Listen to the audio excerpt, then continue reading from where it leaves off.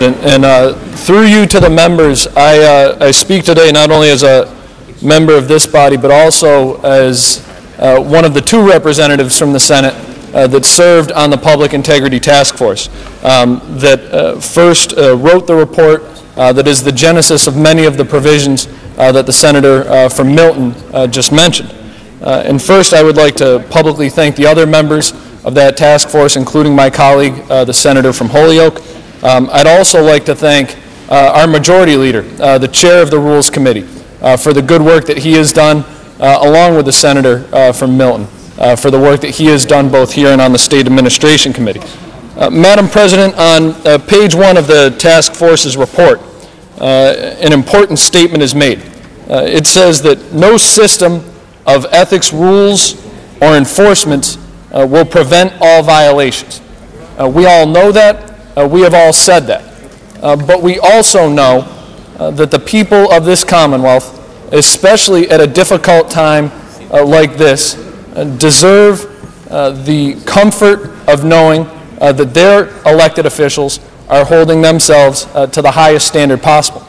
That is in no way a reflection, a negative reflection on the members of this body, on another body, or on any public employees in the Commonwealth. Rather, it is an affirmation of the best reasons for why we get into public service.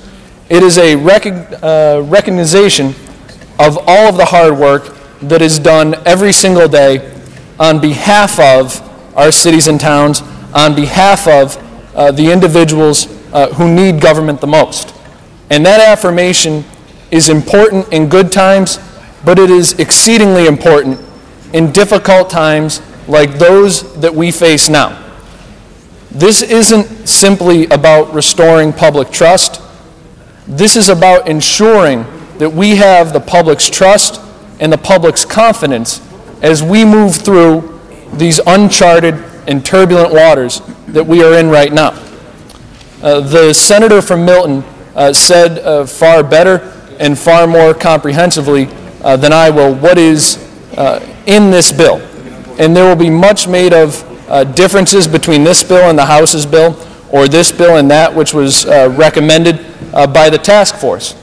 But if we know anything in this body, it is that it is far more important to focus on what we agree on, to focus on our common ground, to build off that, to make progress. Because like the senator from Milton said, the enemy of the good is the perfect, and we cannot allow the desire for perfection to block our abilities body to make progress and to move forward. That is not to say we shouldn't have differences and we shouldn't debate those differences. We absolutely should. But we owe it to the constituents that we represent, and we owe it to every other public employee in the Commonwealth of Massachusetts to do everything we can to say we are doing all we can to hold all of us to the highest standard possible. And along that point, I would say that the key provisions of this bill are in keeping with the key provisions of the task force's report.